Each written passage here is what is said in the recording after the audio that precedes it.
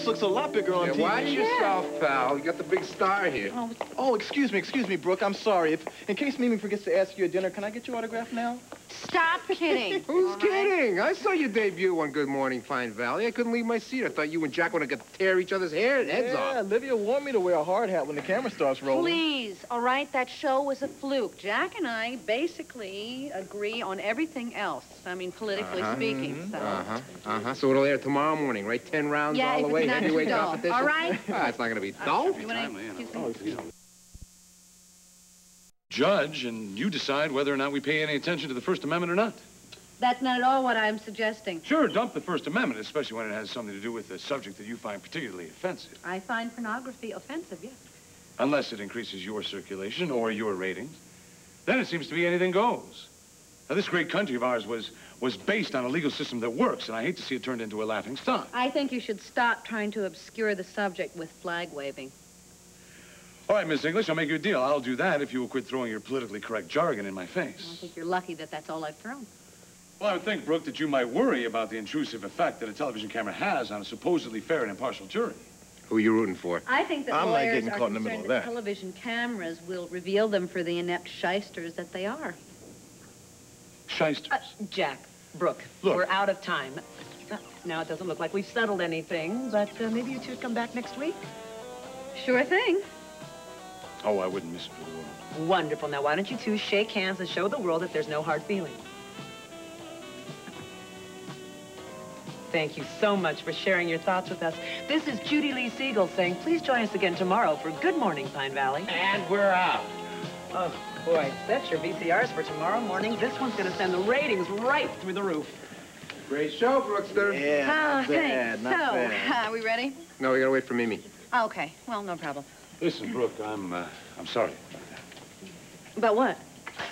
Next time you get to pick the topic, okay? I didn't mean to catch you off guard. You didn't. Well, then you're not angry then, right? I mean, because sometimes I know you take this stuff personally. I didn't take anything personally, Jack. This was a debate, all right? We had a disagreement. How could that be personal? I don't know. There wasn't anything personal about it. Great, great. Great, so? So, would you like to have dinner with me?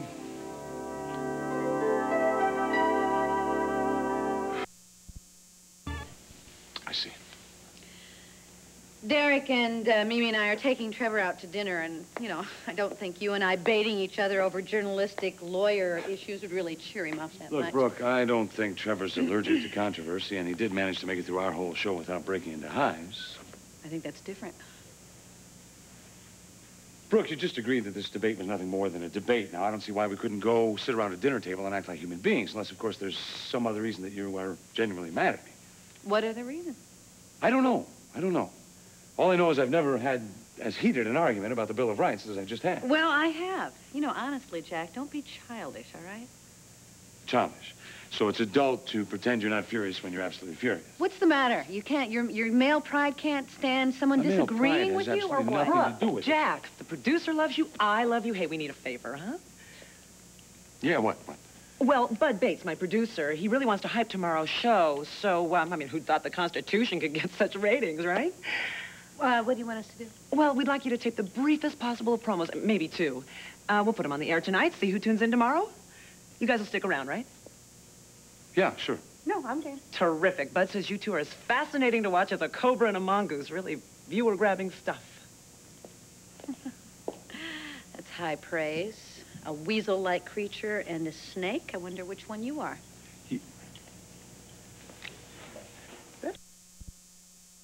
Why, Brooke? Because you found out this poor girl bought the farm? No, it's just, I don't know, when I came here, I had certain expectations. It just makes me wonder. What does it make you wonder? I don't know. I've always, you know, thought of myself as sort of a crack journalist, you know, somebody who had good instincts. Wait just a minute. You are and you do. Brooke, don't get down on yourself because of this. You thought you were following a hot trail. I guess I need a new map, huh? Now, Brooke, you weren't the only one that had some curiosity about this. I mean, Mimi and Derek, they were plenty curious as to why all the trips to Vienna by Helga and Marrick. You just stepped in and solved the case for them, that's all. You're being very gallant, Mr. Montgomery. And you, Ms. English, are being very hard on yourself. Poor Trevor. What?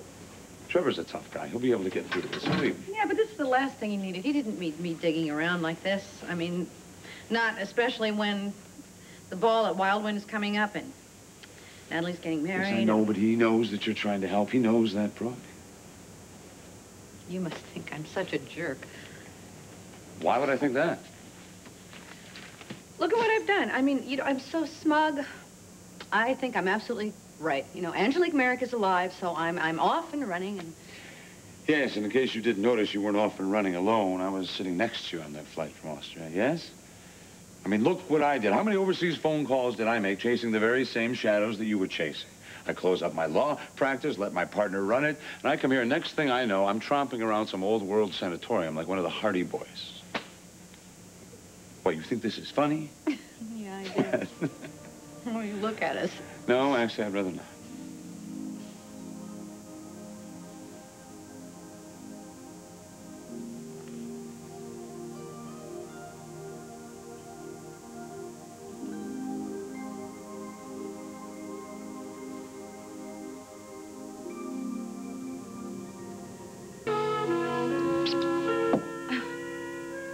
What do you think you're doing? Well, I didn't think that would require an explanation, Brooke. I can't believe What, this. you can't believe I kissed you? I can't believe that you would do something so stupid. What? I mean, What did I do obviously so you weren't wrong? after Angelic Marrick. You were after me. And I should have trusted my instincts right from the start.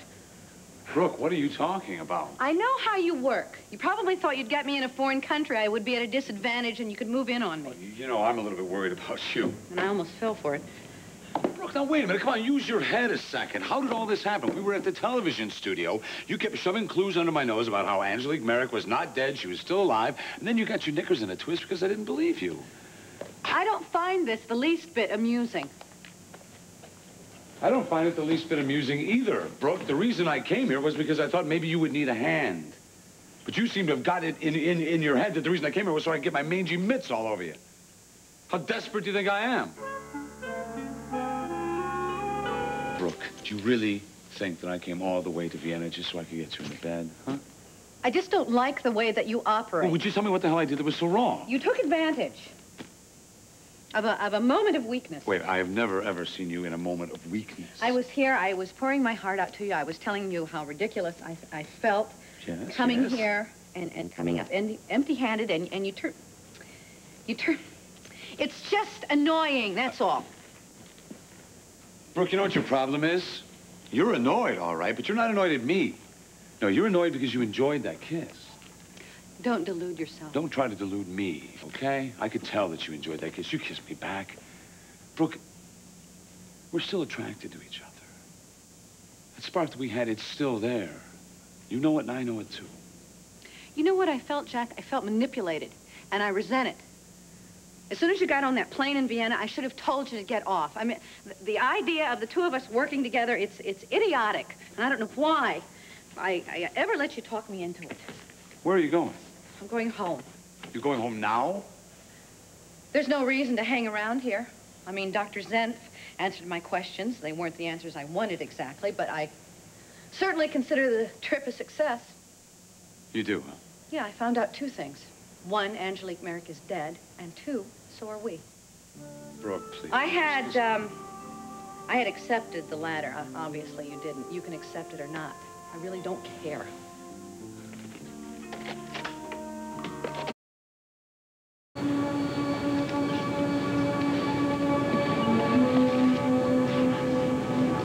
You tried this trick on the way over. What do you think it's going to do for you now? Well, silly me, Brooke. I thought if I got aboard this plane, I'd wind up in Pine Valley. You're going to wind up in the middle of the Atlantic if you don't find a seat somewhere else. Brooke, this was the last plane out, all right? I tried clicking my heels together and saying there's no place like home, no place like home, but without the ruby slippers, it just didn't work. Well, this is not going to work either, all right? I meant what I said. I don't want to see you, and I don't want to talk to you.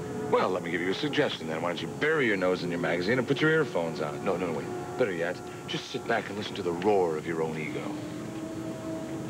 My ego? Yes, that shrill adolescent voice inside your head that tells you I'm chasing your bones instead of Marrick's skeletons.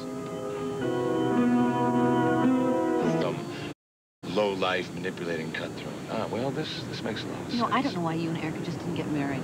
I mean, then you could play this ploy-counterploy game with somebody who enjoys it. You want to talk about games? You're playing a game right now, Brooke, and that game is called Duck and Cover. What? Something happened between us in Vienna. Oh, yeah, something happened, all right. You tried to milk a fraught situation and compromise me when I was vulnerable. Compromise? I tried. I kissed you, Brooke, and you kissed me back, as I recall. But you would rather jump up and down and lay blame than try to admit what that might mean. I tell you what it means. It means you have more hair on your tongue than you have scruples. And you have more scruples than you have guts. Well, I have enough guts to tell you to get lost. Yeah, but not enough guts to admit that you're still attracted to me. Attracted Yes, to you? strange as that may seem. Listen, we both agree that Angelic Marrick is dead. Yes, it seems like all right, you have a Angelic better Marrick's dead. chance of finding her than of finding some lingering attraction on my part. So just leave me alone. You want to be left alone? Fine, I'll leave you alone, Brooke. I'll tell you what, you have a pleasant trip and a pleasant life, all right?